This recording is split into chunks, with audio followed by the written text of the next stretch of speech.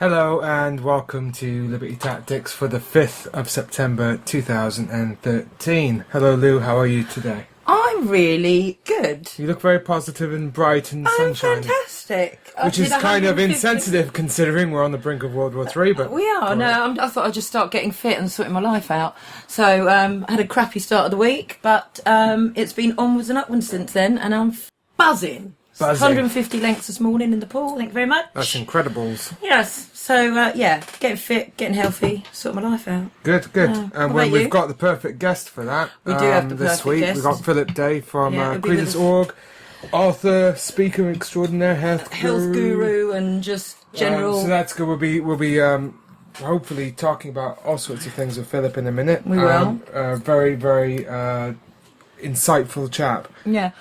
In the news, we've got War. America. America is going ahead with peace bombing of Syria. As we say, war for peace is like for virginity, isn't it? Yeah. And of course, Syria's got nuclear plants as well. So let's hope none of those get accidentally bombed, because the last thing we need with Fukushima. And I wouldn't mind touching on this today if we have a chance, but like Fukushima is still a nightmare today. Yeah, I've stepped up the iodine actually. Yeah, we have the 300 tons of radioactive water are billowing out into the sea every single day, and that they reckon that's possibly a low number. So it's utmost importance for everybody to really start thinking about what they can do to limit the damage of that. But I spoke to Sam the blogger the other night. We had about 2 hours on a Skype call. We've been a guest on the show. Everyone no doubt has heard of Sam the blogger, who did that great video about visiting the Grove, and he got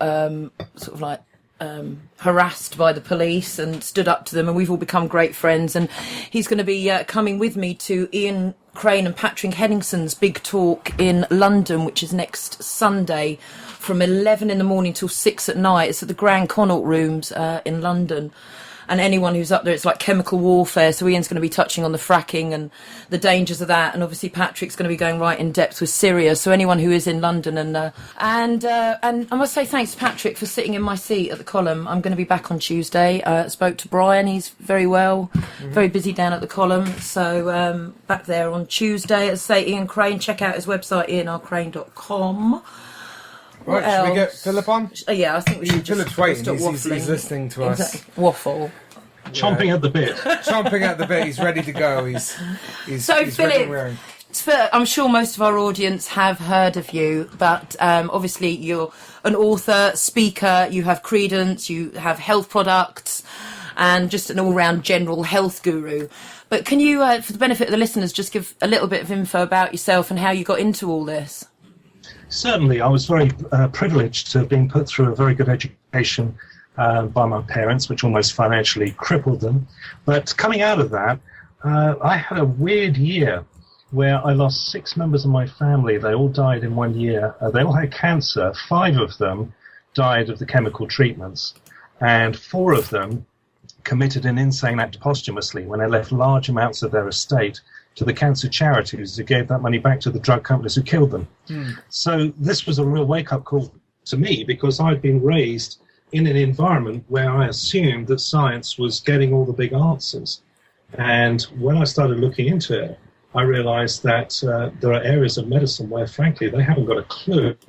And it's very worthwhile pointing out to new listeners, or people unfamiliar with this, that there's no question that we've made fantastic advances in medicine. And there are areas, maybe we'll discuss those later on.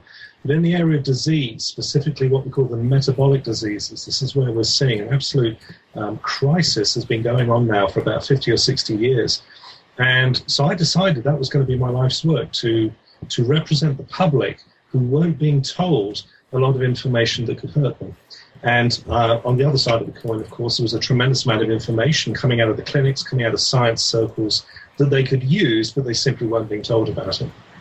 So I formed an organization called the Campaign for Truth in Medicine, which is a citizens organization now in a number of countries around the world. And I'm Mr. Angry from Ashford. Okay. Great. So you've been focusing on cancer. My mum has been fighting cancer for years, and she's gone through all I think with a lot of people, you go through all of the expert opinions that you're told to by the system, the radiotherapy, the chemo, and it's not usually until things have gotten pretty bad, or basically the cancer keeps coming back, and before people start looking at the alternative to the mainstream treatment, which I think is probably to the detriment of everyone, because obviously the mainstream treatment seems to make matters so much more worse. What kind of experience do you have with people following the alternative treatment? Do you find that they seem to have a much better chance of curing themselves of the cancer?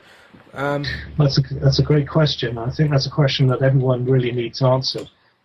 My job is to look at the huge output coming out of scientific journals and out of clinic work to see what's really working out there and what isn't.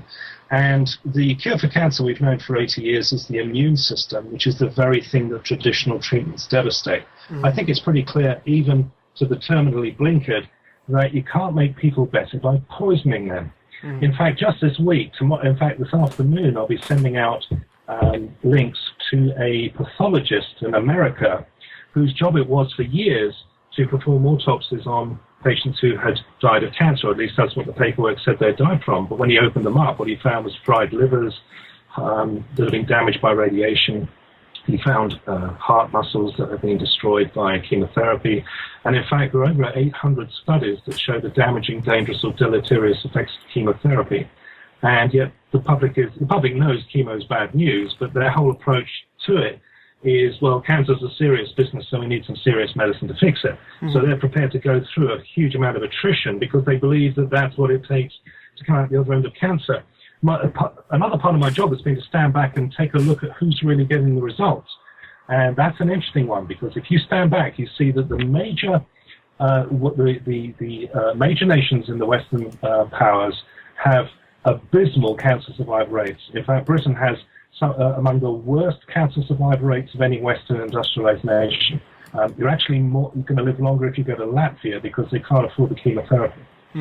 So when we take a look at how these treatments are done, and we've got decades of information to look back on, it's pretty grim. And I watched Professor Samuel Epstein on the 13th of September 1999, so what's that, 14 years ago, get up in front of the world's press and announce that there is no study that you can actually show him or anyone else that demonstrates that chemotherapy or radiation extend life in the major epithelial cancers.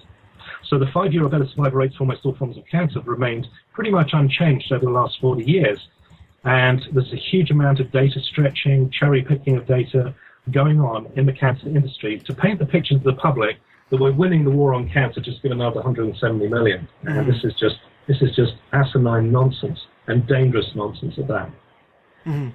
One of the really eye-opening things for me was to you recommended a number of documentaries, and I've watched quite a lot of documentaries related to it. But it's just how fudged the numbers are that you get when you get survival rates with early detection and this and that, and the way that they'll pretty much wag the dog to in any way to skewer the numbers so that they look positive in any fashion. And it reminds me a lot of heart disease. We've got with statin drugs, which are destroying people's brains by destroying the cholesterol in the body.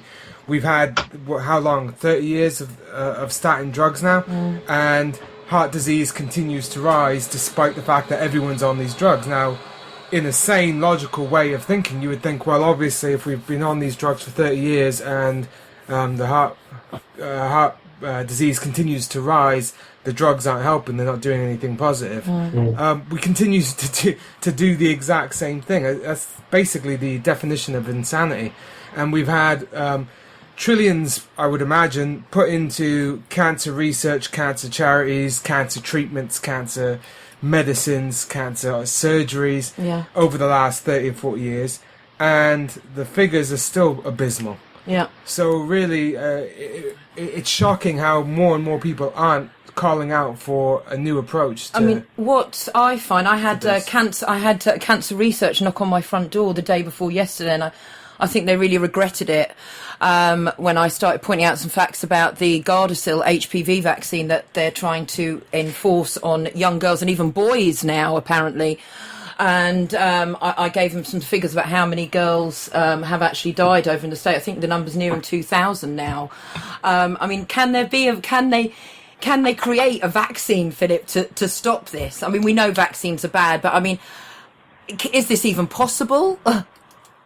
Well, the first thing to going back to the point that James was making about statins, I think it's rather interesting that an ex-president of the United States, Bill Clinton, ended up with a severe health problem where he ended up getting clogged up arteries. So he went in and he had a bypass done. The bypass began clogging up.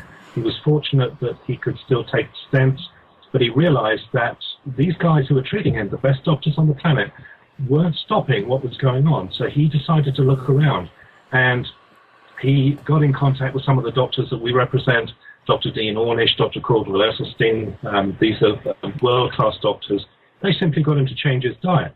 They got him onto a 100% plant-based, 100% uncooked diet, what's known as the RAVE diet, took all the processed toxic oils out of his diet. And you can go onto YouTube. In fact, anyone listening to this, go onto YouTube, and in the YouTube search window, just type in Bill Clinton, Wolf Blitzer, who's the CNN host, Wolf as in the animal, Blitzer, diet, and come to your own conclusions. What Bill Clinton's telling you about that? We've known statins have been a problem, and they're kind of the pills that people take who want to try to solve the problem without changing their lifestyle. And with all of these diseases, and remember that what's killing us today is very different from what was killing us 150 years ago, because back then we were looking at things like smallpox and TB and cholera and diphtheria. These were the scourges. And then when we begin processing food in the last couple of decades of the 1800s going to the 1900s, we then start seeing coming to the fore what we call the metabolic deficiency diseases, which are now the leading killers today. So your top 6 today will be heart disease, cancer, stroke, pulmonary lung disorders like COPD, diabetes and Alzheimer's. And the non-disease causes, the leading cause of non-disease death is now doctors. And this is all being tabulated. This is not me making it up. These studies have all been done. The Journal of the American Medical Association in July of 2000 astonished everybody. They brought out figures that had been researched at Johns Hopkins University by Dr. Barbara Starfield that showed that American doctors were actually killing about 225,000 Americans a year. And these were people who were being killed with a number of subcategories such as botched surgical procedures, incorrect drug prescriptions and so on. But by far the biggest subcategory of these iatrogenic deaths was correct drug prescribing. In other words, about 106,000 a year were dying from drugs that had been correctly prescribed to them, and the patient took them as directed. Wow. So we have this, the elephant in the living room, I call it, is we have this huge catastrophe underway, not just in Britain, but in other Western cultures, where people are being treated for metabolic complaints with chemicals, and you can't do that in the same way that you couldn't reverse scurvy with strychnine, or you couldn't reverse beriberi with arsenic. We seem very, very unwilling to learn lessons that were taught to us about 200 to 300 years ago. And I think it's great. I think it's brilliant news, because if you want to know what catapults me out of bed every morning, it's the fact that I see people who have been written off. I mean, essentially sent home to clean out their bottom drawer. And then they decide they're going to change their diet. They're going to do a few simple things. You see, the problem we've got is that when somebody's got cancer or heart disease, or they're recovering from stroke or whatever it is, they're not being told to do the obvious. They're not being told to do the basics. They're not being told to optimize their vitamin D. They're not being told to change their diet. We now know that it's possible to reverse type 2 diabetes in about a week to 10 days. This has been shown by doctors on the RAVE diet program, ravediet.com. James, I think you've seen the Eating DVD, where you've got these doctors like Dr. John McDougall going on there saying, we get somebody in who's got type 2, we put them on 100% plant-based, 100% uncooked, get them to run around the local park till they fall over. Within 24 hours, their insulin normalizes. 5 days after that, they're off medication, and they don't go back on it again. We've not seen it not happen. Yeah. So this is brilliant. This is incredible news. I mean, you try to get insurance in this country today and tell them you're a type 2 diabetic. They'll say, well, you have an incurable disease. This is just nonsense. Absolute nonsense. It's epidemic, the ignorance as well with anything dietary. When my mum has any sort of involvement with the hospital recently, she had to go in overnight, and on record she's type 2 diabetes, but she's not had any problems with diabetes because she doesn't take any of the medication. She eats, we have like a lot of raw plant-based diet, and there's absolutely no problems. But the nurses will tell you that you will die if you don't take their chemical pills.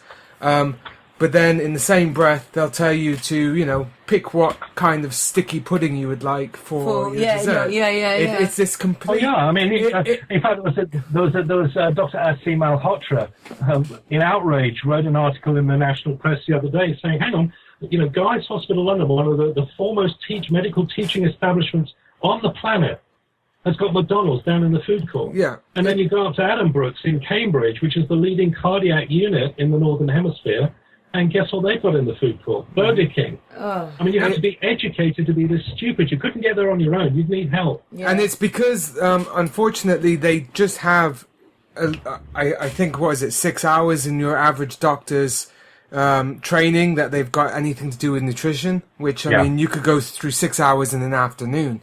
Yeah. I'd like to make it clear, I'm not against doctors, because I'll tell you something about doctors. I mean, I work with hundreds of doctors around the world. I'm not about bashing doctors at all. What I'm about is that in fact, I was on a radio show the other night, and they get a doctor on, because the whole thing about radio, you guys know this, you get somebody like me on there, and then you get a doctor out of a local university, and you put us two together, and we go at each other like two ferrets up a trouser leg, right? Yeah. And that's supposed to, and that's entertainment for everyone. But he came out and he said, here comes Mr. Day with his alternative theories, his alternative health theories. It's like, well, first of all, how alternative is food? Yeah. And secondly, you've asked, you don't even know who I am. You said, quite contemptuously, who is Mr. Day? I don't even know. I said, I'll tell you who I am. I'm the public who you serve. Mm-hmm. Yeah. And it all went quiet. Yeah. You see, what I'm trying to do, I'm a gopher. My job is to run around and collect up the information that's pouring out of science circles, and doctors write books, and I'm the one who sits here reading these things all day long, because doctors did not go into medicine not to heal people. No. You take your average man or woman who goes into medicine, they pay a fortune to go and get trained, and they expect to heal people. And what a surprise and what a shock it is for them to realize once they're into this profession 5-10 years, that they're not healing anything, especially if they're involved in disease. And I think they phone me up. Mm-hmm. And I think they would. They phone me up with their own cancer. I think I've got cancer. And I say to them, there was an oncologist ring me up the other day with his own cancer. I said, why are you not doing chemotherapy and radiation? He laughed. He said, I wouldn't give it to my dog. Yeah. My goodness. But if I was to make any fuss about it and call them out on it, within 24 hours my occupation would be gone. Yeah. Mm-hmm. What about this vaccine then, Philip, that they're trying to push on young girls and now boys then for cervical cancer? Lots of problems. And again, cervical cancer, while every single case of cervical cancer is an absolute tragedy for the family involved, we've got to really remind ourselves that this is a very rare disease in Britain. It's not a common disease. And so what's happening, people are not getting that impression because with all the pressure that's being put on them. You're led to believe that this thing is on every street corner. That's not the case at all. And there's all kinds of reactions that we've seen coming out. Doctors are very upset with the top three brands of this particular shot. It's creating problems. I'm just scouting while I'm talking to you, going through some of the reports. I think it was all brought to the forefront after that Jade Goody from Big Brother. I mean, I think she was like the poster girl. I mean, we don't know the story behind it, but I mean, she was on record saying, "Oh, if only this vaccine had been available to me," and she was the one pushing it. I would never have got this, and there's no accreditation to this because even the pharmaceutical companies themselves said we won't really know if it works for another 30 or so years. No. So it's a lot of the medical, the pharmaceuticals, the chemicals, the treatments, they're mumbo jumbo. There's they come out with next to no empirical evidence that they do anything positive. I mean, whether or not you agree with I had a letter from school. Well, with the science of vaccines. I mean, you can say, yeah. Well, here's a report. Here's a report, James. It's come out of What Doctors Don't Tell You, which is a news outlet for medicine.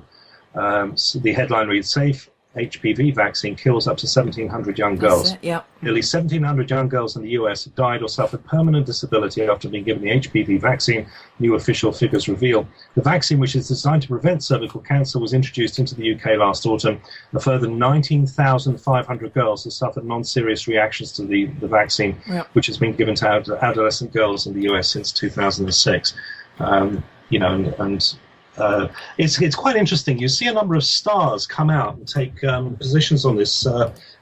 Jenny McCarthy, the glamour model Jenny McCarthy, had, I think her boy was damaged by a vaccine, and now she went on national TV in America protesting about it. And the venom that came against her was extraordinary. Suzanne Summers, who's an American actress who cleared her cancer using nutrition, she does the rounds on American TV as well.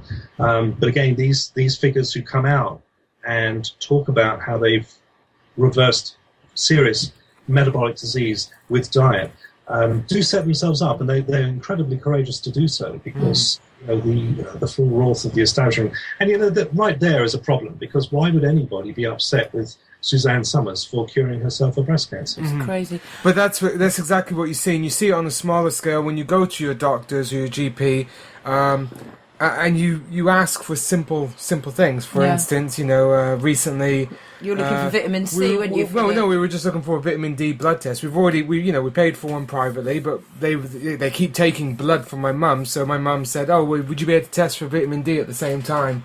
And the venom came out by the doctor because it was something that she asked for, and he said it's completely unuseful. It doesn't have any bearing on her cancer whatsoever.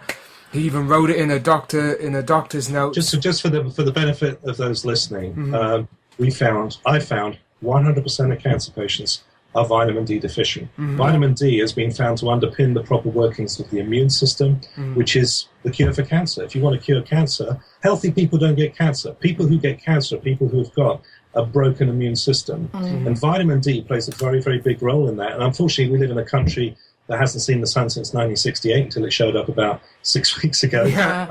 But everybody, I tour Australia every year. Now, there's a country with more sun than is decent. 95% of Aussies are vitamin D deficient. There's a reason for this. Going out in the sun is not enough. It's you need the absorption. And if you're having a bath every other day, of course, you're washing the vitamin D oil off the skin before it has a chance to penetrate. VitaminDcouncil.org, which is the official vitamin D body, gets into again, this is an incredibly useful thing, and yet it's been completely shunned by the medical fraternity because you can't make Porsche payments with it. Yeah, and there's vitamin. I mean, all of this is quite. It does take a bit of work. I mean, with vitamin D, of course, you need to have. I'm taking 10,000 international units a day. Yeah, and you need to have lots of green leafy vegetables, and you need the diet to go with it for it to work. Do you know what? I had a lady call me up. She was a Nigerian mum in her 50s, late 50s. She phoned me up. She lived in the Medway towns, and she said, "Philip, your name's been given to me. I don't know who you are, but my daughter, who's 22, has been bedridden for 4 or 5 years, absolutely bedridden. On antidepressants, severely depressed. What can we do? They don't know what to do with her." I said, "Okay, so you sound like you're from abroad. Where are you from? Nigeria. Okay, so you have black skin, I assume, and you've come to Britain that hasn't seen the sun since 1968. So you're not making vitamin D, and neither is your girl. And so the first thing we've got to do is get her vitamin D tested." So I referred her to the Birmingham City Hospital pathology department, have a great global mail order test kit service. This girl goes on 10,000 units, what Lou said she was just taking. She goes on 10,000 units a day, and I think she didn't even do 5 days of it before she's up, sitting at the kitchen table, nattering to her mates like nothing had happened. Yeah. It's incredible what small changes can do, but little changes. This is the obvious stuff we're not even doing. Yeah, and I think that's one of the major problems that people need to really get through. Because I speak to a lot of people, and they tell me, "Oh, I've got an ailment," and I say, "Well, it could be that you're deficient somewhere." In minerals. Oh, I have a good diet is always a response, and they get very defensive as if I'm attacking their lifestyle.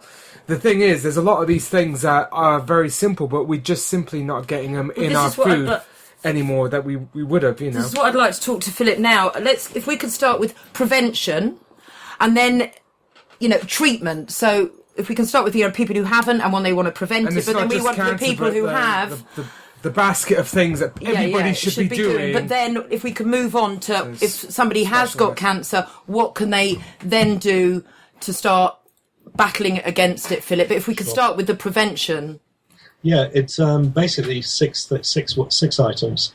When we look and see what's actually killing us, see if you want to exercise prevention, the first question you can ask is, well, what am I to want to prevent myself from getting? And the answer is, well, I don't want to get sick. Okay, so you don't want to get what everyone else is getting, so you're going to have to start doing some different things from what everyone else is doing. And it really boils down into 6 areas. These diseases that we're dying from are diseases of chronic malnutrition. Now, this is incredible when you look around, and this was a big shock to me when I first came across this. The doctor said to me, that's what we're dying from. Okay, everyone's overweight. Because, they're overfed and undernourished. So they're eating food that has absolutely 0 nutrients in it. So after they've eaten that meal, they then get hungry. And then they get hungry again. And then they get hungry again. And then they get hungry again. Because the body is constantly craving nutrition. It's not getting any because we're eating stuff that isn't really food at all. It's highly processed commercial material. We're being palmed off on the public as foodstuffs. Go into any supermarket and you'll see that the vast majority of the stuff that's being sold there did not come out of God's kitchen garden.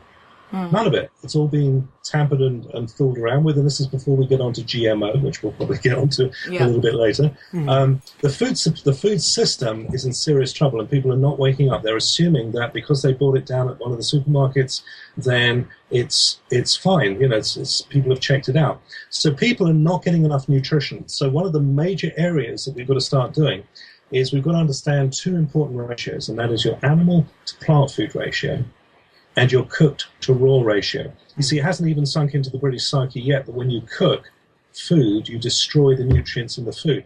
Nothing organic, no organic life form likes to be cooked. I mean, ask any hamster. They don't like to be cooked. Yeah. So here we are, cooking food where we destroy the vitamin C content in the food, we destroy the enzymes over 40 degrees centigrade. According to the Max Planck Institute, 50% of the protein has been destroyed in a meal that's been sustained cooked. And we've corrupted the fats, so if you've used any oils in there, they are now processed toxic omega-6 oils, and that's oxidized cholesterol, basically. That's what's clogging people's arteries up. So by simply, when we turn around to people like Bill Clinton and others like that and say, fine, you've got clogged up arteries, or you've got high blood pressure, or you've got all these problems with your ticker, and they say, what shall I take? It's like, well, it's not what you should be taking, it's what you should stop doing. So if you stop eating these foods, the body has this incredible capacity to be able to heal itself, and quickly, very quickly. The problem is, the miracle that everyone's looking for with heart disease and cancer and diabetes and Alzheimer's and so on, the miracles are in the consistency, almost in the banality of what you're doing every day. There's nothing particularly dramatic about feeding vegetables through a juicer or putting a salad together, and yet if you're consistent about that over a 5-6 week period, Dr. Felicity Corbin-Wheeler, in fact, I'm flying down on Monday to Marbella. It's not like a real job, this, is it? To go on Revelation TV. Dr. Felicity Corbin-Wheeler is a lady who had stage 4 pancreatic cancer. Now, that was the thing that killed Patrick Swayze. And we spoke, 8-10 years ago about this. And you know what she did? She went out to the Hippocrates Center out in Florida. And for 6 weeks to 8 weeks, she did nothing but eat raw plant foods. And then she learnt about it. She got a qualification when she was out there, and she healed herself of stage 4 pancreatic cancer. Wow. And she's on the radio and TV now. She has a whole program, Get Well, Stay Well. And she's a lovely lady. I think we'll be bumping into her. In fact, she's hosting my meeting in Jersey on the 21st of September, so we'll be able to get into it then. So these are very, very simple things. Diet is the big one. The next one is exercise. There's an article that appeared in the Daily Mail that said if you wanted to halve the number of women dying of breast cancer in Britain, then according to this study, just get them to do two things, and that is switch on to the healthy diet, and then get them to run around the local park till they fall over. In other words, diet and exercise, according to this study, which has been repeated a number of times, by the way, the same study, will halve the number of women dying of breast cancer. Now, there's no drug that comes even close to getting that kind of a movement in the survival statistics. And yet here you have good old plants and get the jogging shoes on, or canoe, or bike, or climb hills, or invade a foreign country. We forgot what it means to be British. You know, that's what's going to do it. And yet people say, it can't be that simple, because if it was, my doctor would know about it. Well, your doctor was never told about that, because he was trained in institutions funded by the drug industry. I think that's one of the fundamental problems, and I've had that for the last 3 years. Really starting to, I mean, it's the last year, especially, it's been really hot. It has been tough. Been trying to get everything as optimized as possible. But even for the last 3 years, I knew that food was the essential thing. It was you had to avoid. It takes it's going back to the Bill Clinton interview. He said not everyone's going to be able to do this. He said if you can do it, if you've got serious cardiovascular disease, he said the research shows that 82% of people who go on a plant-based, who go on the raw diet, which is plant-based and raw, if you go on that, 82% will start to see their arteries, the calcium around the cholesterol clearing out, calcium deposits breaking up. That's what the studies are showing. And not everyone's going to be able to do this, because, like you said, people are basically from age 12 committing suicide by lifestyle, and they get incredibly defensive about anybody who comes and says, well, I think you should change this.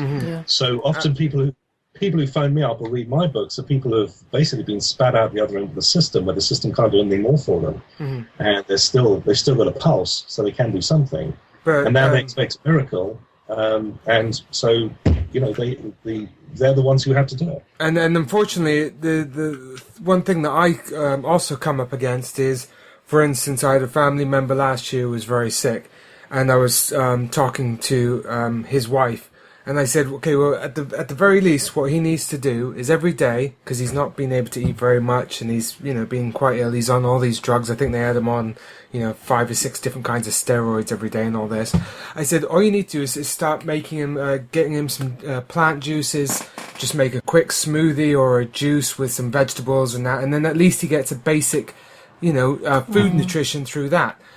And this is a very common response. Oh, well, if my doctor tells me to do something like that, I will. But otherwise, I don't want to mess up his treatment. And it's so frustrating. You get into what we call triage.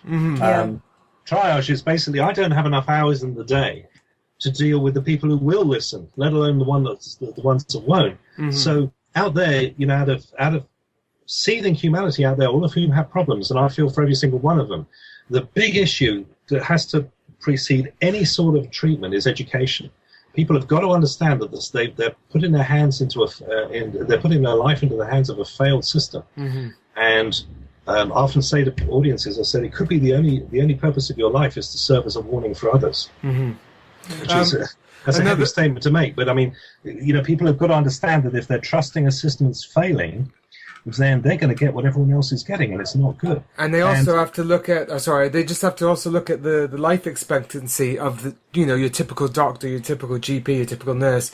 They're drinking the same Kool-Aid everyone else is. They're dying of the same diseases, unless they're smart and they look into diet and, avoidance. They're dying of the same thing. So obviously, even the experts are ignorant of what really is causing this, I really enjoyed the Food, the Food Matters film. I really enjoyed that. That's project. It's great. Very good film. But James and anyone listening to this who hasn't seen the DVD Food Matters, watch it. I love this film, not just because I'm in it. I love it because it's got the doctors in there who are saying this. And these are the guys that are really getting the results. And it makes so much sense when you see it. Yeah. Like, it's not mumbo jumbo. They show you exactly, what the food does, how it manipulates, how it works for the body, how processed foods hurt the body. Exactly. It all makes perfect sense, and it's all common sense, but it's common sense that we've seemed to have all forgotten.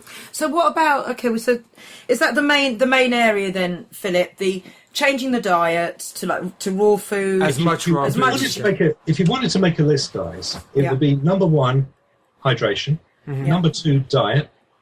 Number 3, some straightforward, non-hysterical supplementation, which we'll come back to.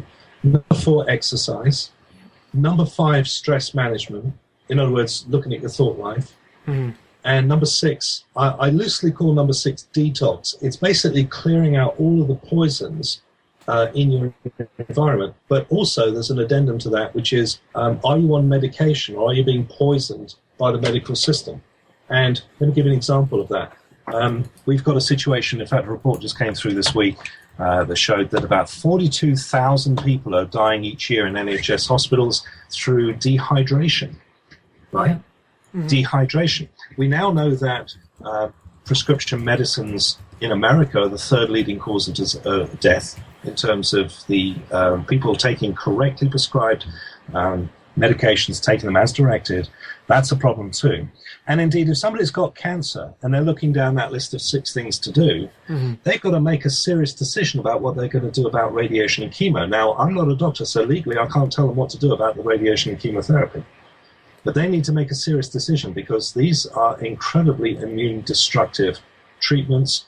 And by the way, notice how they always go after the tumor, as if the tumor were the cancer. We know that you can cut tumors out of the human breast all day long and they keep growing back because you never corrected the immune system, which is designed to police the fungus in the body. That's what cancer is, fungus. It's designed to police, if your immune system's shot, it can't police the body. So you're now the sheriff of a Wild West Arizona town. Every Friday night, the cowboys ride into the town and shoot up the town and steal all the beer because your deputies are all in the saloon getting drunk. Do you like that example? Yeah, it's good. Anything with cowboys is good. Look, if you were mayor of a town, right, and you suddenly lost half your police force, and that got around the underworld, and now the underworld are all saying to each other, hey, guess what, you can now break into Curry's and nick all the TV sets because they're not going to do anything, they've got no police officers. That's what's going on in a cancer body. So what do you do? Do you shoot the criminals? Well, we can't do that today, so we don't do that. What you do is you get more police on the streets. How hard is that? Yeah. So if somebody's sick, when was the last time you heard a doctor turn around to a cancer patient and say, hey, Marjorie, I think you should boost your health? Yeah. You never hear it. No. And yet that's exactly the approach that we should adopt. So people need to be very, very clear that I'm not against all drugs. I think we've got certain drugs like, for instance, the antibiotics have saved millions of lives, no question. Pain management, brilliant. Prosthesis, brilliant. A&E trauma medicine, it's a terrible thing that happened up in Sheppey today, just up the road from where I am, where we had this massive Baltic pile-up on the bridge going out to Sheppey, Isle of Sheppey. A&E trauma medicine is peerless. It's brilliant. Don't get me wrong. And all credit where due. So there are areas we've made some fantastic advances in medicine, all credit, but disease is not one of them. And if you're involved with a disease of some sort, your body is crying out for intervention, not by a doctor, but by you. And that's the first lesson that people have got to learn. And if you can't get past that first gate, then you're going to have to suffer what you're going to suffer. It would be, like if to not trying to be smutty, but if you want to combat STDs, you don't go and get more drugs to mask over the fact that you keep sleeping with all the women in the whorehouse. Going back to the Western, you have to change your lifestyle and not go to the whorehouse anymore. We've got this thing, this obsession with, we need to be able to have a vaccine so that we don't get cancer. Well, if you just change your life so that we don't keep walking in front of traffic, you won't have to work on automotive. People would much rather take the pill. I get this told all the time. Philip, I hear what you say about the diet, and I hear what you say about, I've got to get a bike and go out and exercise, but you know what? I'd sooner take the pills. You hear that all the time. And there are people who do want to sleep around. If you don't want your 13-year-old, I can't believe I'm going to say this, but if you don't want your 13-year-old to get cervical cancer, tell her not to sleep around. Yeah. Or your 14 or 15-year-old. But cervical cancer is not a big problem in this country. It is, of course, a tragedy for every person and every family that hits, but look at the numbers. This is not what's killing people. And yet they've been able to victimize families and to scare the pants off them into taking these toxic medications. And and this is where we're all getting it. And you know what? Now you can't sue the vaccine manufacturer. You can't. They have immunity. Really? Do you realize in America they've now given the entire drug industry blanket immunity from prosecution? So if you are talked into or coerced into taking a vaccine which damages your child in America, you can't sue the vaccine manufacturer. They have immunity from prosecution. And well, we had Walter Graham on a few months ago about there was new legislation, I'm sure you've heard about it, in the UK where the government can force local water authorities to fluoridate the water. And I said, well, what I would like to do is get a lot of people to draft up basically a class action intention suit to say, when you're on notice that we're aware of the health damage that fluoride provides, and we're putting you on notice that if you go ahead with this, we'll be taking legal action against you for harm done. Okay. And he said, no, James, because the first thing they did before this legislation went in was they gave blanket liability protection to the water authorities so that they could not be sued for medicating the water. Just couldn't make it. So it's one of these things that if there's absolutely no problem, if there's no damages caused, and it's a completely harmless thing, why do they always make sure that they have no liability? No liability, exactly. Well, you know what? One of the Dr. Dean Burke, who was a founding member of the National Cancer Institute, the NCI in America. Dean Burke came out in the 1970s. You can watch him say this on YouTube, that fluoridated water amounts to public murder on a grand scale. Now, this is coming from a guy who's been 50 years in cancer research, and he is absolutely appalled that we are putting grade A carcinogens into the public drinking water system and then telling people that's going to in some way benefit them. Yeah. The problem we've got today is the public is still willing to believe almost anything that they're told. If it's in the newspaper, if it's in the Daily Mail, it must be right. Yeah. So getting back getting back to the cancer thing, we've done the prevention. Now, what about treatment? If somebody, they haven't followed it, unfortunately they have got a form of cancer. What can they start doing right now to improve it? Okay, that's a good point. The first thing is to get educated. And my book, Cancer, Why We're Still Dying to Know the Truth, is a roundup of what the clinics are doing around the world who are really getting the results. Now, there are clinics you can go to. We have some in the real good ones are actually abroad because they've been victimized in this country, so a lot of doctors have gone abroad to do this. But this is no more controversial than just getting people to change their diet.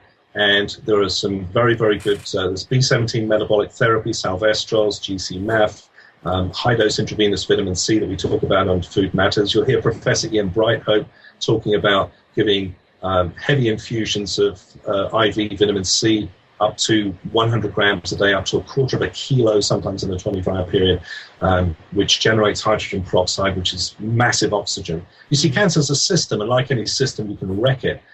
Cancer loves sugar, hates oxygen. So simply remove the sugar from the diet and pump the body full of oxygen. That's where the exercise comes in, of course. And these straightforward, in fact, on YouTube, people can just log onto YouTube and do a search under a series, an American series, I believe, called The Incurables. And there are little podcasts they put on there, little sort of 3 or 4 minute vignettes of recovered cancer patients talking about how they did this mostly at home. And there are, as I say, clinics in Germany. There's a really good one down in Auckland, New Zealand, run by a very, just an excellent team down there. Mm-hmm. And they're just doing absolutely everything possible to boost the immune system.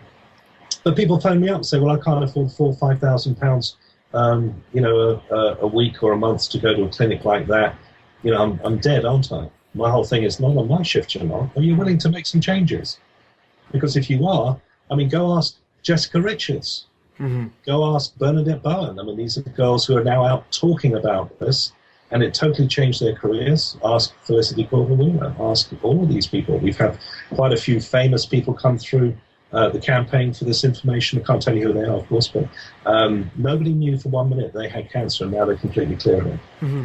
And of course, the problem is as well, a lot of the time we hear, Steve Jobs was one I know, that there was, he did alternative treatments, but they didn't work. Well, if you're doing alternative treatments such as diet, and then still going off to, I think he was going to Switzerland to get blasted with he was doing chemo. Everything. Yeah. You know what? Do you remember Barry Sheen? Yes. Yeah. My mum went out with him. Yeah. Anyway. Barry was my idol. And as everyone knows, Barry got cancer. And I was actually touring Australia at the time. And he phoned me up and he said, I understand you're in the country. Would you like to come around? You have this lovely place down there in Brisbane. And so I went down and visited him and his wife Stephanie, just a lovely couple. And as you walk into Barry's house, he has this kind of large atrium as you walk in through the front door. And guess what? It was covered with bikes, motorbikes. I mean, this is fantastic to walk into a guy's house and just motorbikes everywhere. But he point blank, he said to me, "I'm scared because I am going to do everything." He said, "I'm going to go and see witch doctors in Western Australia. I'm doing this over here," and people get spooked because they get put into this. They get a lot of pressure put on them. Well, you've only got 6 months, you've only got 9 months. And often the doctors who are saying this really haven't got a clue. Mm-hmm. They don't know. They do know that people, if they continue down the traditional route, then they've seen enough of this whole conveyor belt that patients come through their surgeries. They see a predictable death rate and the timing of that. But you see, what kinks that is if the patient starts doing something for themselves. Mm-hmm. And there are some straightforward things that people can do. Number one, if you don't get the vitamin D sorted out, nothing else is going to work downstream of that. Mm-hmm. So the first thing, getting vitamin D sorted out, that's about as basic as going on a first date, and making sure the person you're about to meet is of your species. Mm-hmm. Which I've come across the opposite. There we know. And that the clinic, people can go on. I think they can go online. I think I ordered by phone, but it's which clinic is that? It's an NHS. It costs £25. They mail you off a kit. Oh, the vitamin D test. Yeah, it's Birmingham City Hospital Pathology Department. We're not commercially linked with any of these organisations. If I mention any of them, so we don't get paid on it or anything. They can go onto it. It's www.vitamindtest. All one word, vitamin D for Delta, test.org.uk. Right, and that's about 25 quid. It's 25 quid. If you're abroad, if you're listening to this abroad, it's 30 quid. Right. Do you know, it's quicker. I found it quicker for a guy in New Zealand to get a vitamin D result from these guys by mail order than it is for him to go down to his local doctor and get it done through them, where they have to wait about 6 weeks. Well, yeah, when we attempted to have it in the local doctor's office, they said it'll take 3 to 4 weeks for the results to come back. Meanwhile, when we sent it off, it's an NHS clinic anyways, I think it was 2 days, 3 days came back. They're quick. And people they need to be aware that on a scale of 0 to 300, ideally we want people where all the Bondi Beach lifeguards are. Mm-hmm. Remember, vitamin D is the sunshine vitamin, so we need them at 150. Now, this is still contested by the NHS, which is working on what I consider to be the old discredited paradigm. They'll say anybody over 50 is okay. They're not okay. The latest research out is showing that we need at least 135 to 150.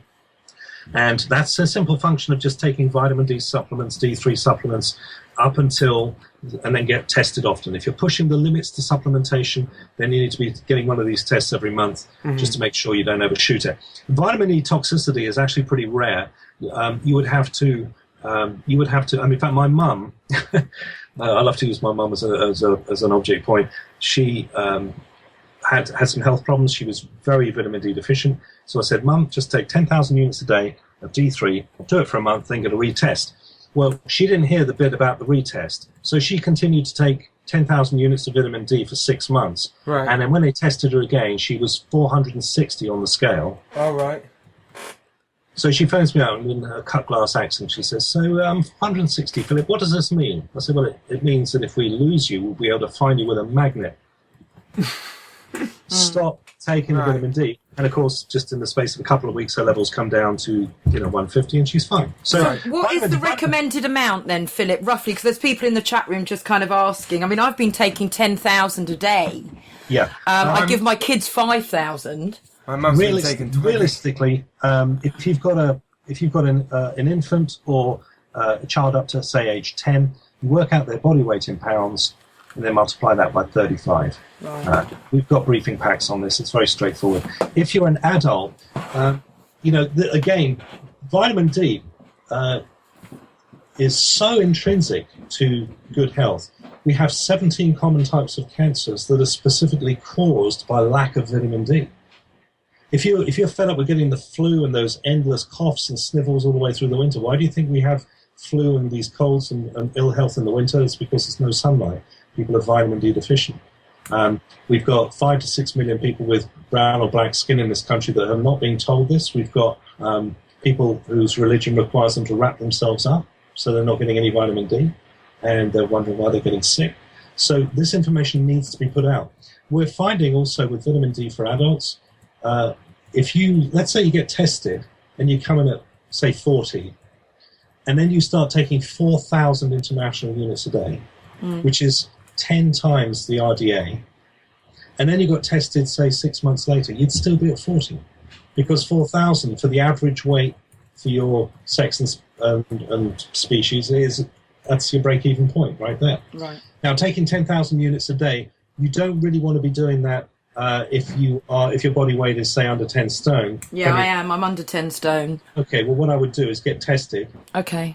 And then I would stop taking the 10,000 units, get tested. When the results come through, work from the results then. Right. I also recommend people actually get tested just before they go into winter, so they know where they're positioned for winter. So people will go in and get a cholesterol test once a year and not think anything of it.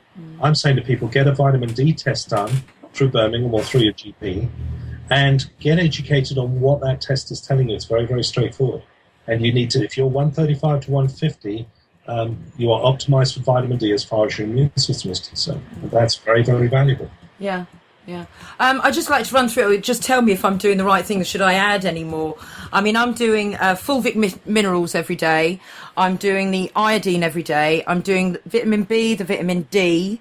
I was doing zinc, but I've actually run out the zinc. Obviously, vitamin C. Boron. I'm not taking boron. That's good. What else am I taking? I think that's it at the moment.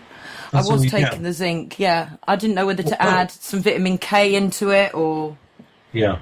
Nobody's running short of vitamin K if they're eating greens. Mm-hmm. Nobody's going to run short of... there's this big spat, you can't take D3 without K2. That's presupposing that the person's diet has got absolutely zero K2 in it. Well, if they're eating nuggets all day long, then probably so. But people who are eating a good... what I say to people is, start off... it's very hard to change your lifestyle, and I understand that because I've been there. I mean, at age 22, I was like 330 pounds in weight. I was huge. So I know all about cutting out the bad stuff. The easy way of doing this, as my mate Jason Vale says, he's the juice master. He said, look, don't immediately get all righteous and cut everything bad out because you won't do it. Mm-hmm. Bring the good in over the bad. Yeah. That's what I always suggest to people. I say, look, at the very least, have one juice a day or one smoothie or something so that you're getting the raw stuff in. Well, I've let it slip, but sort of since Tuesday, I've gone bang back into it. I mean, I was having... You feel so much better when you do it. Exactly. I mean, I did 150 lengths today, just gone. But then I took my iodine before and after it as well to combat all the chlorine and that. One thing we've got to bear in mind, Lou, with supplements is that they're called supplements. People are so used to being around food, they don't give food the respect it really deserves. Now, when you look at food, you're looking at an unbelievably complex and elegant delivery system of nutrients. If you look at the average body as 100 trillion cells, you're wonderfully and fearfully made. Not one of those cells is made out of a drug.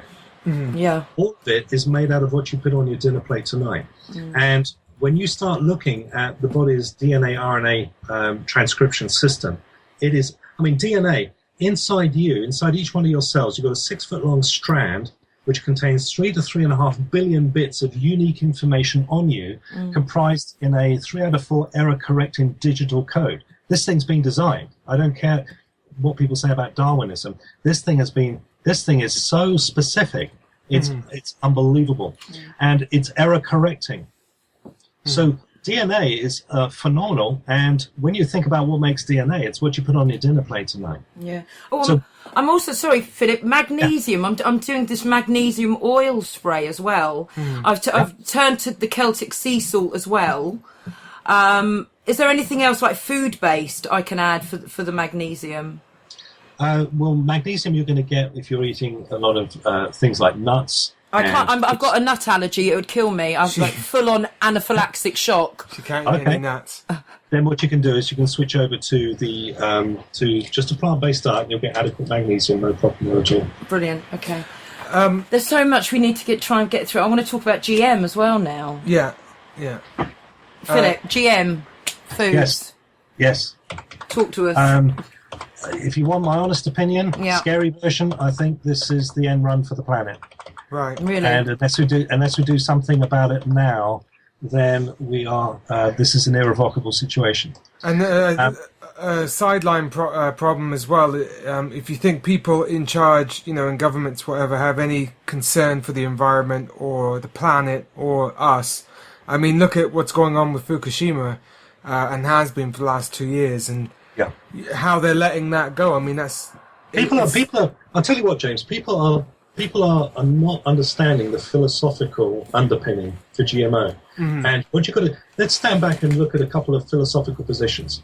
The traditional medical paradigm views nature as being weak, and therefore if you're sick, your only hope is in doctors and their life-saving medicine, right? Now, on the side that I represent, which is the metabolic side, nature is incredibly strong and is constantly fighting to regain health, and all you've got to do is give it the chance to regain health. And doctors are not useless completely in this procedure. In fact, as Albert Schweitzer said, he said it's supposed to be a secret, but I'll tell you anyway, we doctors do nothing. We only help and encourage the doctor within. Now, this was arguably one of the most iconic physicians of the 20th century, saying, at the end of my career, essentially a doctor's job should be to adjudicate the conditions necessary for the body to regain health on its own. So I want people just to bear in mind that we've got a diametrically opposed philosophical position here going on between the traditional medical paradigm that views nature as weak and therefore your only hope lies in doctors and their life-saving medicine, as opposed to the metabolic side, which is the actual scientific side, which states that your body has to have a certain amount of a certain food that goes in order to replicate you. All you have to do is feed the body what the body needs, and we can't even do that. Now, when you switch over to GMO, you have another philosophical position. It's simply this.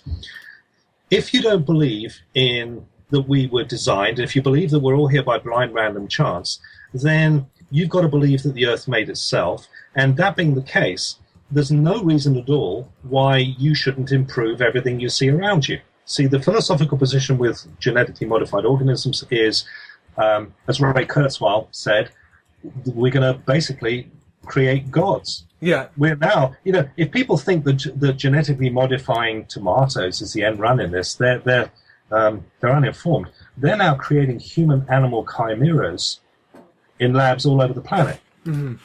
We've now got a situation where we've got the convergence of a number of technologies, such as artificial intelligence, nanotechnology, genetics, and the information sciences, all of which is coming to the point where we can now create humans that they say are going to be better and stronger and live longer. And the ultimate end run of all of this is immortality, where you can simply pull a consciousness out of one disease shell, and shove it in another. And this is Ray Kurzweil's whole position. He was asked... Transhumanism. Transhumanism. His whole thing was, he was asked, do you believe there is a God? He said, not yet. So there's people say, well, this is mad science. Yes, but there are labs all over the world that are now dealing with this, and they're very, very serious about doing it. And here's another MIT, Massachusetts Institute of Technology review.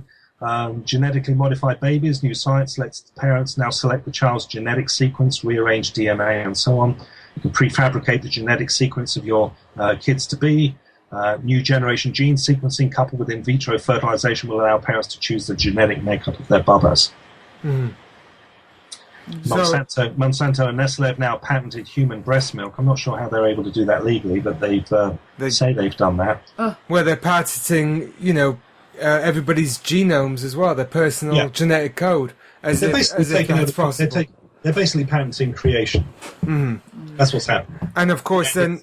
And it's going to end in tears. And when you look at this sort of thing going on, you look at the eugenics movement and all of these sorts of things, it makes complete sense why we've got these GMO crops that are wiping out the bee populations. Yep. We've got radiation bellowing out. We've got depleted uranium. I mean, what is it, 50 times more background radiation now than it was 20 years ago? I was listening to Alex Jones last night, and apparently a nuke's gone missing as well. Just to add but to it. They seem to not have the self-preservation of, destroying themselves and the planet with all these toxins. But I think really they know that they'll be protected from it, and it's like having a clean slate where they'll be able to have complete control over creation. That's what it seems like. Yeah, there's a number of levels you can look at this at. Number one is that the technological advances have been leaping ahead, and our maturity has been left in the dust. Number one. So we've got genetics has now got to the point where people can start putting together human-animal chimeras in their basements. If they're a university student and know about this, they can do that. So they can create new life forms. We're already doing it. We've been doing it for years with wheat. And by the way, do you know you can weaponize wheat? What? No, I thought wheat is a weapon. You can, apart from that, you can weaponize wheat to damage selective human genetics. So you can go after particular demographic groups with a particular DNA profile with food and wipe them out. So this is again, people think, this is all about feeding the third world. No, it's nothing to do with feeding the third world. What we're looking at in the third world laboratory is how effectively are we able to weaponize food and turn it loose on people we don't want to be around. It was just 20, 30 years ago. It was inconceivable that people would start to release chemical weapons because we thought we got around that. In World War One, I mean, several members of my family were severely injured with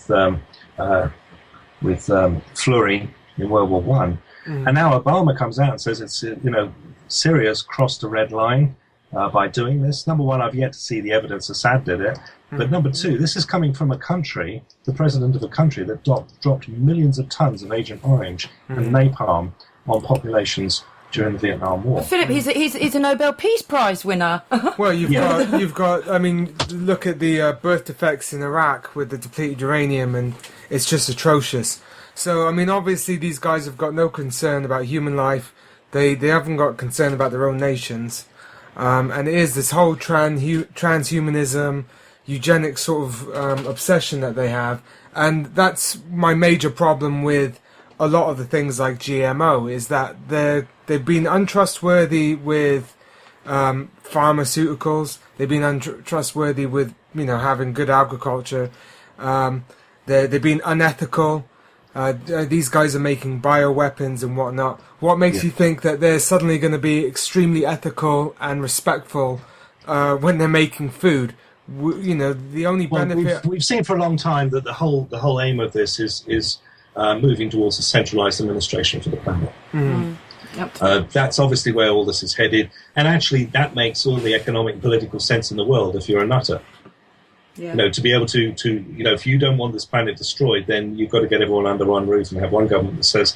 But the problem is, the whole thing about the nation system was that it acted as a check and balance. So if you had a country like Germany, for instance, where you get an extreme government such as under Hitler coming to power, other nations could gather together and go against them, and there was a check and balance system there. But if you've got a world government and that goes bad, you've got a problem. Yeah, absolutely. And that's where we're headed right now. So, Philip, we're going to open up the floor to some questions, if that's okay, from our listeners. They're all in the chat room over at msiradio.org. Somebody earlier was asking about, was it ME? I think it was. I'll just go and have a look for the question. If the listeners want to re-ask any of the questions, somebody else asked, what if you have problems eating a lot of the healthy food? I know there was a study, I forget I believe it was a Russian who won a Nobel Peace Prize like 50 or 60 years ago, that said if you eat over 50% of your diet is raw plant-based, you were much healthier or immune to most cancers. I forget his name. So there's that whole thing of people just aren't getting enough raw plant-based foods. Well, anybody, yeah. I mean, this whole thing of changing your diet over. I mentioned earlier the two important ratios would be animal to plant food ratio and your cooked to raw ratio. Nobody's saying you can't have another cooked meal, and nobody's saying you can't go and have a barbecue on a lovely day like we've had today. The problem is it's what the body wants, and people have got to understand that the body only works on nutrition, and if you starve the body of nutrition, you're going to get the problems that everyone else is getting right now. Correcting this is really not a big deal. You've just got to be willing to make a few changes. Juicing is probably the easiest way, and I don't mean juicing fruits, because fruit is sugar and acid, but juicing veggies. And anybody can get together a handful of carrots and get some celery and get some... In fact, we even do the juice mix pots, which are 30 organic whole machined up veggies just in a scoop out, shove that in the juice mix, put in some carrots, put in a little bit of ginger just to bite the back of your throat and give it a nice little kick. And in goes the celery, and in goes, you can put some beetroot, knock yourself out. There's juice books just pouring out of places like Barnes & Noble and Waterstones. We do several of them. So people can just do 2 to 3 of these juices a day. My juicing machine takes 60 seconds to clean. And I'm male, I'm not even 60 seconds I can clean the juicer out. So it's fast food, but it's going to be giving the body what it needs in a highly bioavailable format. Going back to ME, I'll just preempt the question. We've got lots of people suffering from ME, chronic fatigue, fibromyalgia, feeling like you're driving with the handbrake on. The first areas that we would look at here, this is an immune system issue. So the first thing I mentioned we would do obvious things first, would be vitamin D optimization, changing the diet over, and if necessary, doing a whole juicing regime with that. When I go on tour in Australia often, we'll have a catering company come along, and they do nothing but raw plant foods, and it is awesome. I mean, just the quality of this food is just superb. Places, Jacqueline O'Farrell runs the Grove Health Spa down north of Cork in Southern Ireland. You can go down to Jacqueline for about a week, and it's not expensive, and she'll just treat you to the most incredible food, show you how to prepare it, and they don't make any pretense about curing anything, but the testimonies I get coming out of that place. This is very straightforward. It's not complicated. Right. I've got a question here from Bertie. Is there anything that can be done for more brain function after a stroke? That's a great question. We've got some good players here. Coconut oil. Yep. Raw virgin coconut oil, about 2 tablespoons a day. Coconut oil is made up of medium-chain triglycerides, and it has some pretty remarkable effects. They've done studies with coconut oil, people having cognitive impairment issues, either as a result of a stroke or a TIA, or people moving into Alzheimer's or dementia. And coconut oil in certain instances has been pulling people out of the fog. Dr. Mary Newport's husband, I think, was one case where that happened, and she wrote about it. Other good foods for brain function will be vegetable juices. Remember that strokes would generally be a collagen integrity issue. So if you've blown an artery or popped a capillary, that means your collagen structures in the body are not solid, are not structured properly. And that's vitamin C, vitamin E, lysine, and proline. So once again, that's a malnutrition issue.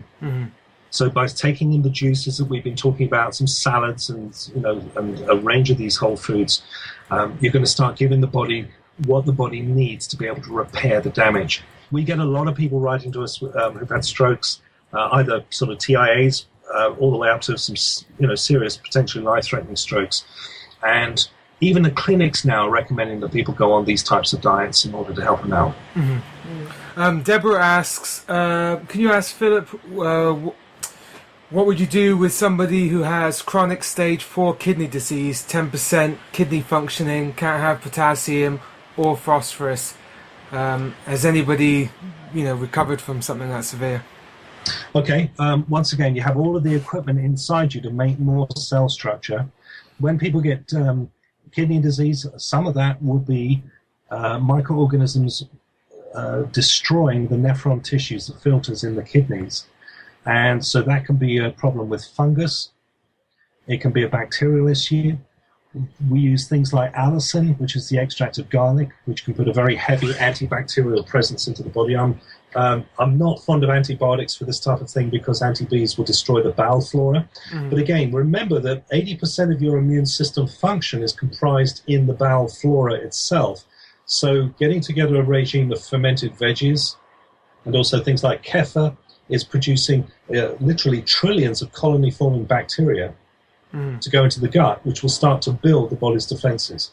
We're seeing that there's a very high percentage of people who have problems like kidney disease, and then coincidentally, they've got problems with bowel disorder. They've got a bowel disorder or they've got digestion issues, and they're not making the link between the two. I'll often get somebody coming up with cancer, they've got diabetes, they've got high blood pressure, they've got a twinge of arthritis, and all these things are linked. And they're all to do with how the body is repairing cell structure, and are we providing the body with the raw materials for the body to do so. So with kidney disease, obviously, if the body is able to make urine or not, that's a pretty important issue. So follow a doctor's advice on this, but the doctor's not going to give you any sensible advice really on diet with this.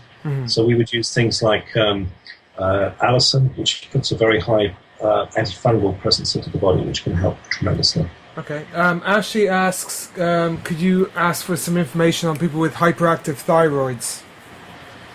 Yeah, Graves' disease and also hypothyroidism, underactive thyroid, two sides of the same coin. At the heart of this is going to be stress.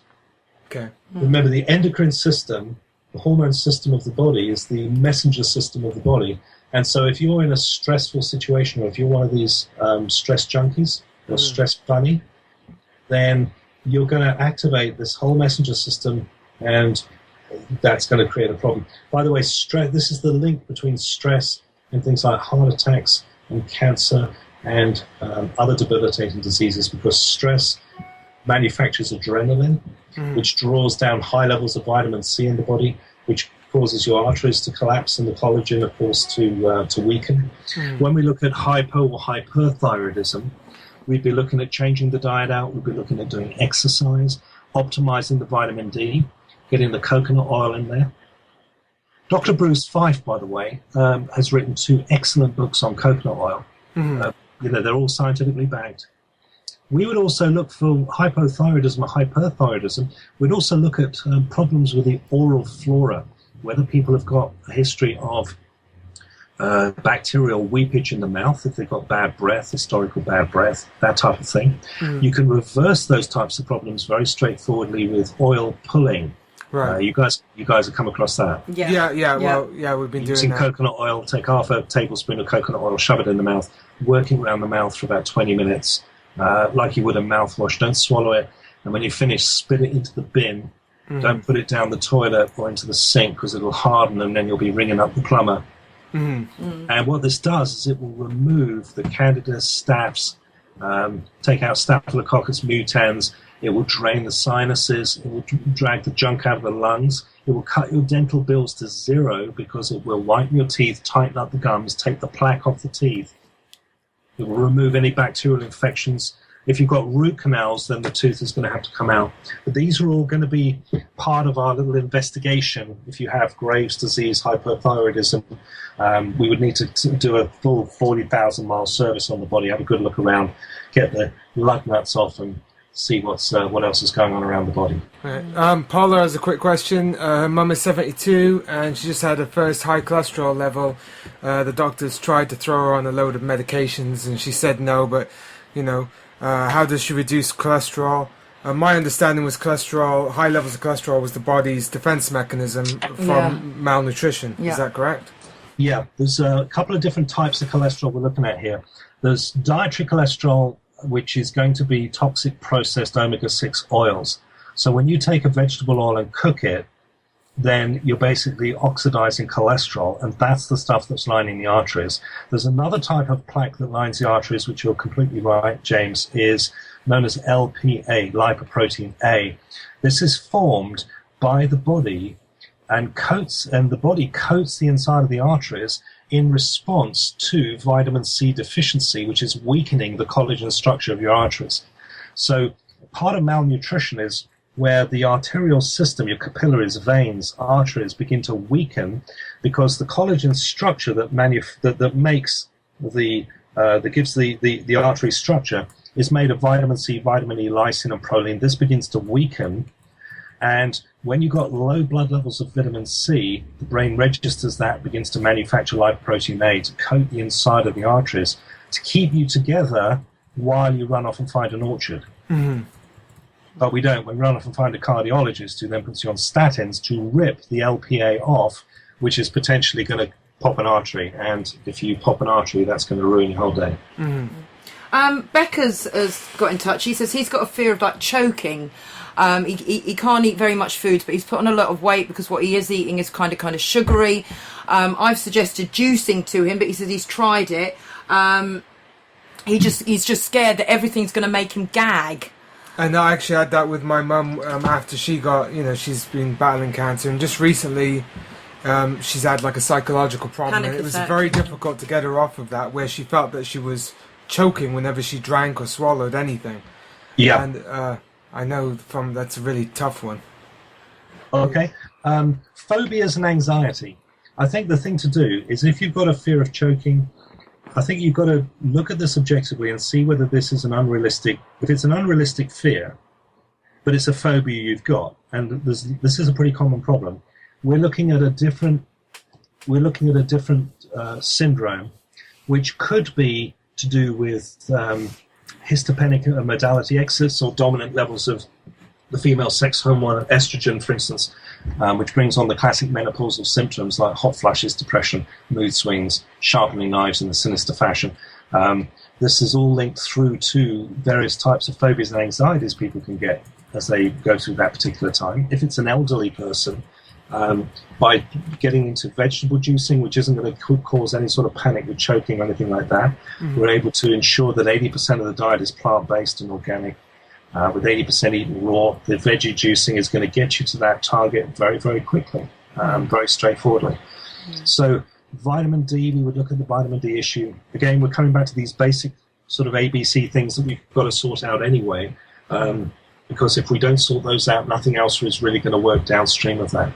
So I want people to bear in mind that there is a medical backing or a medical rationale behind phobias and anxiety that people need to be aware of.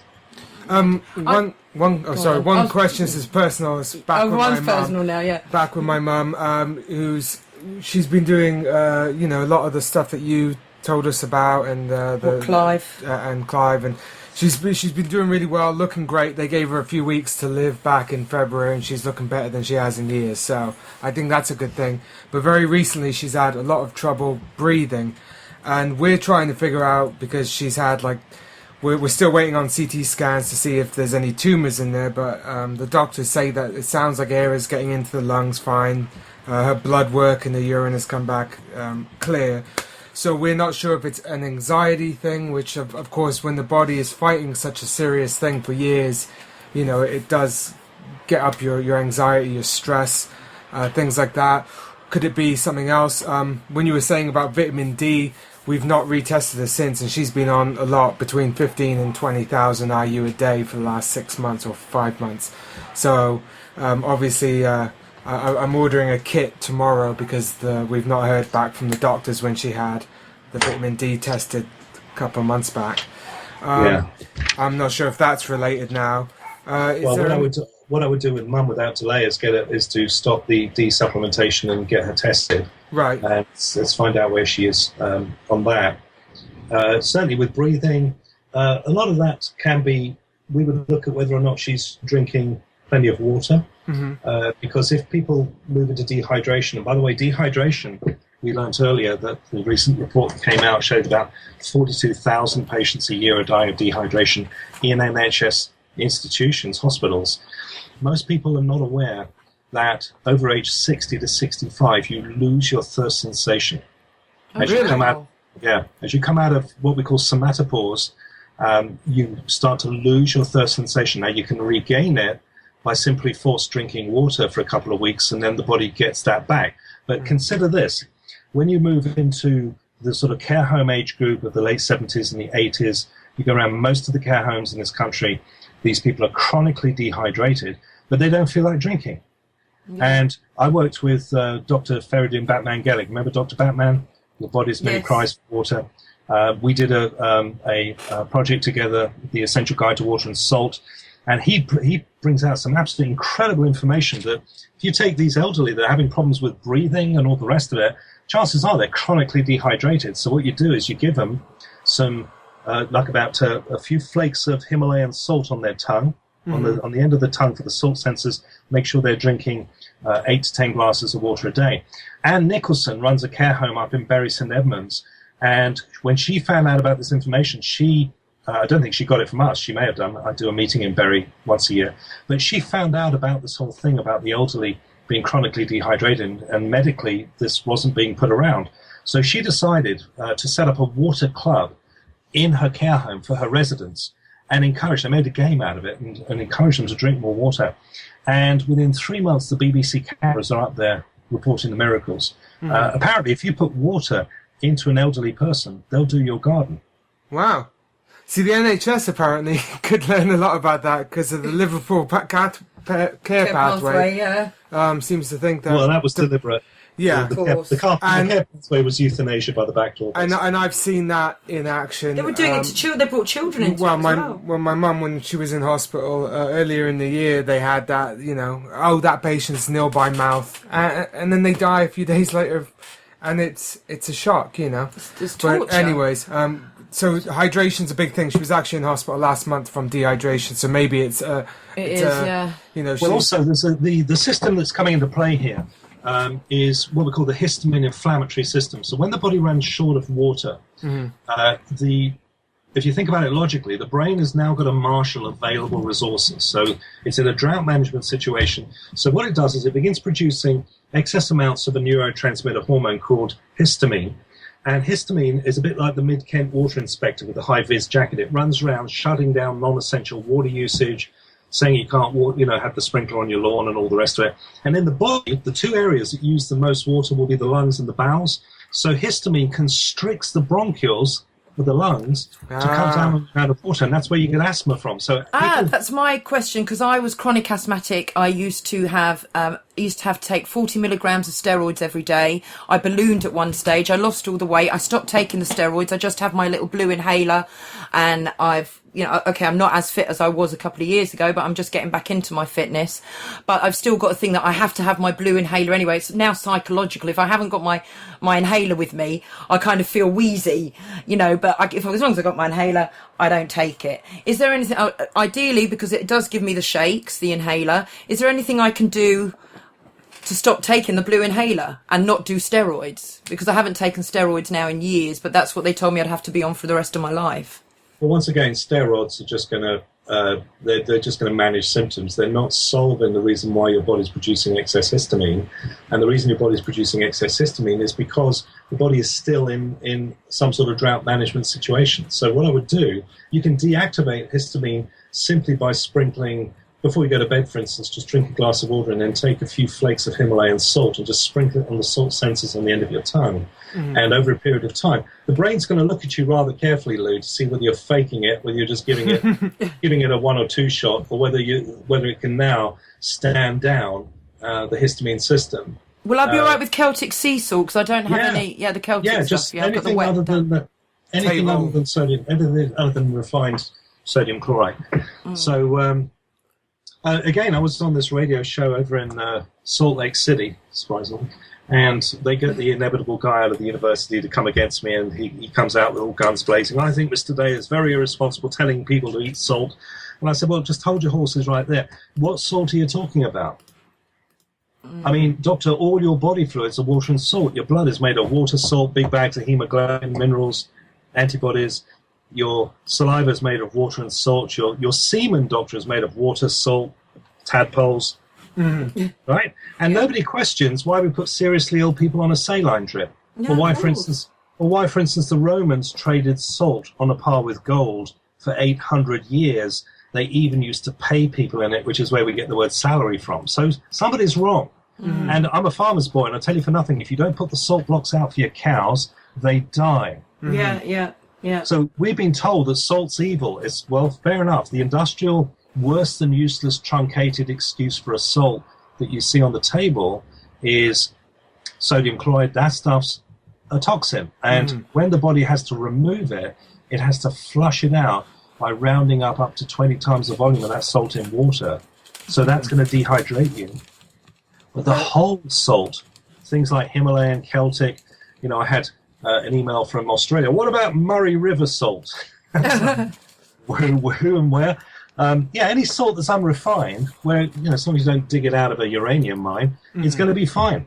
And just make sure that you don't need very much of it. You need about a teaspoon per 10 glasses of water. It's very straightforward. But for the elderly, this can make all the difference in the world to them. Yeah, exactly. I know we're nearly out of time. It's been incredible. It's been amazing. We have to have you on again soon, Philip. But your website is credence.org. Your products are on there, your books, your videos. And you have health news updates on the website. You're giving some talks, I believe. I think you're about this weekend in the UK, and then you're going over to Ireland, aren't you? Yeah, we've got Nottingham is on Saturday. That's going to be a workshop where we're going to be getting into all of this stuff. That's in Nottingham. Full details are at credence.org. That's credence.org. Just go to the events page. Sunday, I'm in Sheffield, which is where my mum was born. And we're doing a workshop there, which is 10 o'clock through to 4 o'clock. And then after that, we've got Jersey on the 21st. And Felicity is going to be coming up from Marbella, and she's going to be hosting me there.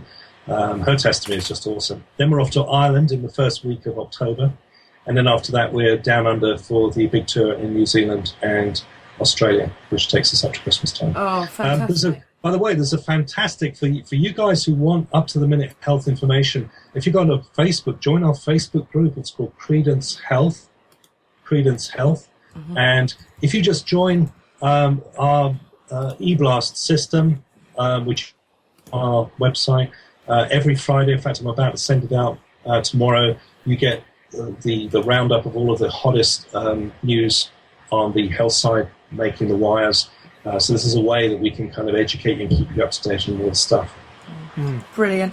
Well, Philip, thanks you so much for coming on. As I say, we'd really love to have you on again soon, and when you're back maybe from Australia, that would be really great. The listeners have loved it. For the listeners as well, check out those movies. Was it Food Matters? Food Matters, yeah. There was another one which I've got downstairs. The rave diet. The rave diet. There's the eating DVD and healing cancer from the inside out. Healing cancer from the inside out was really great. Really, and the thing is, especially with Food Matters, everybody should watch it because it just gets you thinking. Well, I'm going to change a couple of little things in my life. Like you said, get people to supplement when you just add to your current diet because changing everything is not going to happen. I found out the other day that Food Matters is actually in-flight entertainment for Singapore Airlines. Really? Wow, that's positive. And they probably have a higher life expectancy. Yeah. We're actually now going to we're going to just get a Syrian update now with Patrick Henningsen for our last bit of a slot, but. Until we talk again, Philip, thanks so much. Good luck with the tours. And everybody check out credence.org for all of Philip's products. We're going to play a little song now, and then we're going to be back with Patrick Henningsen. Philip Day, thank you so much. My pleasure. Thanks for having me. Cheers.